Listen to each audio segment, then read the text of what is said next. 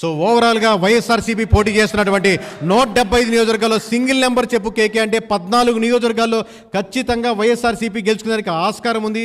ఈ 14 చోట్ల మాత్రమే వైఎస్ఆర్సీపీ గెలుచుకునేదానికి ఆస్కారం ఉంది అని క్లారిటీగా ఖచ్చితంగా చెప్తాం సార్. తర్వాత మీకు ఎక్స్ప్లెయిన్ చేసినప్పుడు ఏ నియోజకవర్గాలు ఇండివిజువల్గా మేము ఎక్కడ సానుభూతిగా ఉన్నాం, ఎక్కడ పాజిటివ్గా వేసాం వైఎస్ఆర్సీపీకి, ఎక్కడ ఖచ్చితంగా గెలుస్తుంది ఈ మొత్తం చెప్తాం. సో ఓవరాల్గా నెంబర్స్ నోట్ చేసుకోండి. 175 నియోజకవర్గాల్లో కేకే అనేవాడు ఏం చెప్తున్నాడో, కేకే సంస్థ నుంచి, కేకే సర్వేస్ నుంచి ఏం చెప్తుందో, వైఎస్ఆర్సీపీ మొత్తం పోటీ చేసినటువంటి 175 నియోజకవర్గాల్లో ఒక్క నియోజకవర్గం కూడా వేరే వాళ్ళకి ఇవ్వలేదు, వేరే పార్టీతో పొత్తు లేదు, సింగిల్గా వచ్చింది. 175 నియోజకవర్గాల్లో 14 చోట్ల వైఎస్ఆర్సీపీ గెలిచేదానికి ఆస్కారం ఉందండి.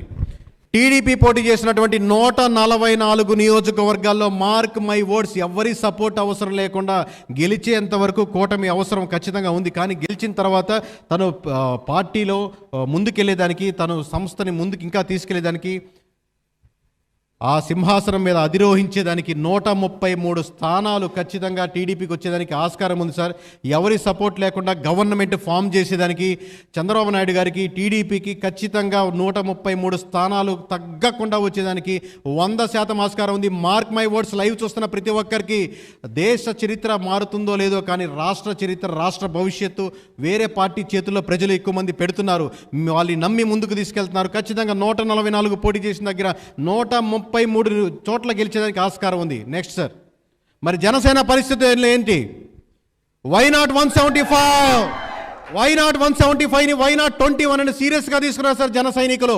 వై నాట్ 21 అని 21 స్థానాల్లో పోటీ చేసిన 21 స్థానాల్లో 21 స్థానాలు గెలిచి చూపిస్తామని తొడగొట్టి మీసాలు తిప్పి చెప్తున్నారు గట్టిగా జన సైనికులు. 21 స్థానాల్లో వై నాట్ 21 అని అంటే దీన్ని బట్టి మీకు ఏమర్థమవుతుంది టోటల్గా? నెక్స్ట్ నెంబర్ సార్, అంటే బీజేపీ పోటీ చేసిన 10 స్థానాల్లో 7 స్థానాలు కైవసం చేసుకుంటుంది. అంటే 14 చోట్ల వైఎస్ఆర్సీపీ గెలుచుకుంటే, 14 చోట్ల వైఎస్ఆర్సీపీ గెలుచుకుంటే 21 చోట్ల జనసేన గెలుచుకునేదానికి ఆస్కారం ఉంది. అంటే ప్రధాన ప్రతిపక్షం నేనే, అసెంబ్లీలో ప్రధాన ప్రతిపక్షం కోల్పోతుంది వైఎస్ఆర్సీపీ.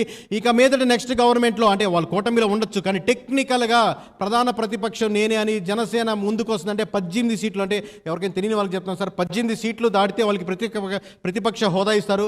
సో ప్రతిపక్ష హోదా వైఎస్ఆర్సీపీ కోల్పోతుంది. ఖచ్చితంగా జనసేన ప్రతిపక్ష హోదాలో తీసుకొని 21 స్థానాలు పోటీ చేసింది, మేము గెలవగలమని ఖచ్చితంగా క్లారిటీగా ముందుకెళ్తున్నారు. ఇక మీదట మనకు ఆంధ్రప్రదేశ్ రాష్ట్రంలో అసెంబ్లీలో ప్రధాన ప్రతిపక్షం జనసేననే. Mark my words.